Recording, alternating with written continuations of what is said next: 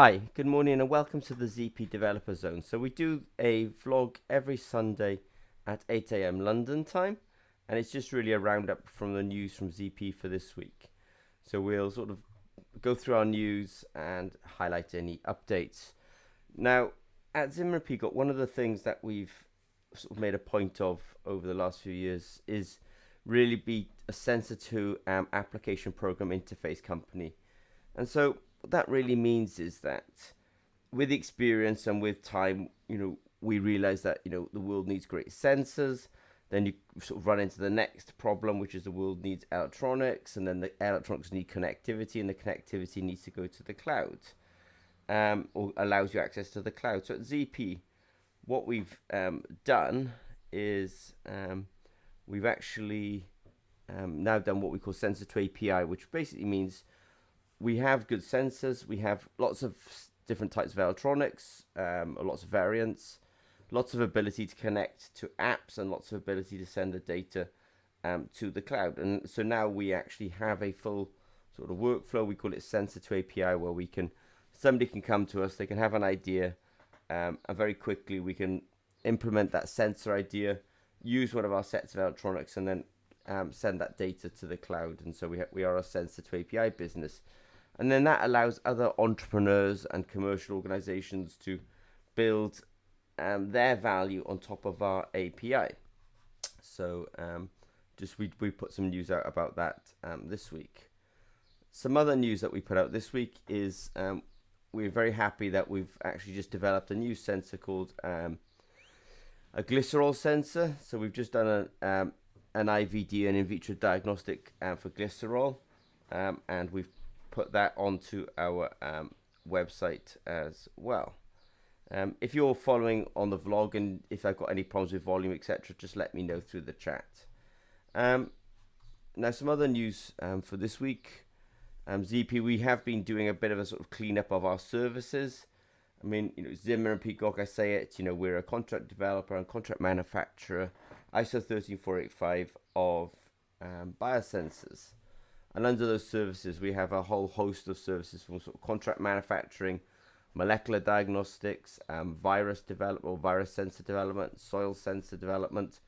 We have a whole host of services underneath that. So we were just been highlighting that. Something that supports our biosensor development is also ability to make materials and reagents. So materials and reagents, we have processes like lyophilization. We make nano particles. We've also got our contract development in terms of materials and reagents for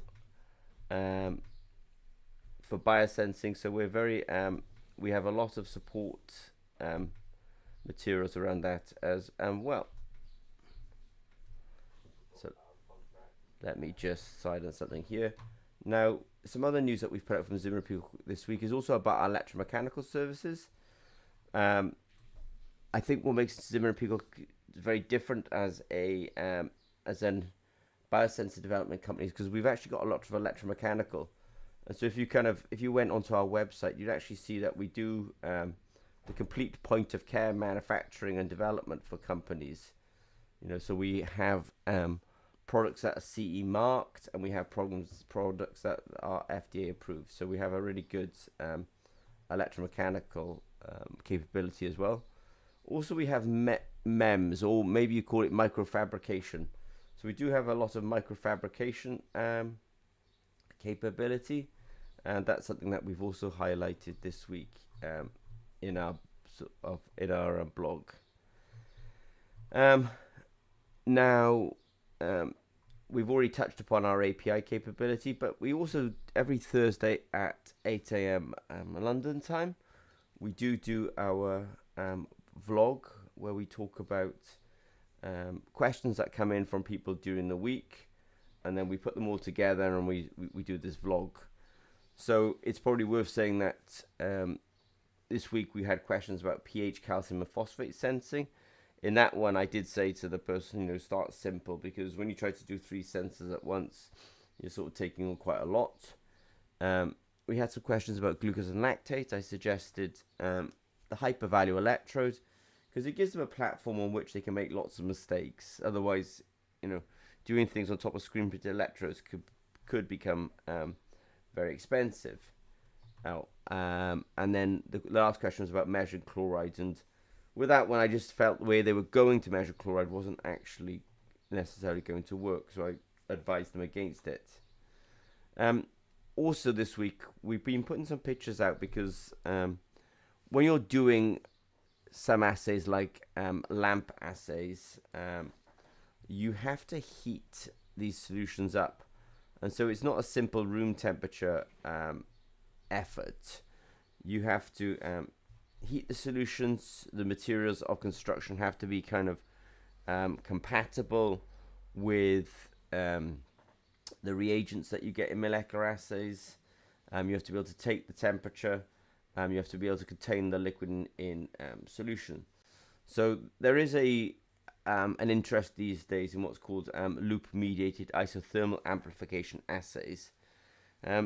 Unlike sort of the first wave of PCR, where people would have to sort of have heat and cool cycles, with these lamp assays, the assay is done at one temperature, and that makes it from a sort of engineering and from an engineering perspective simpler.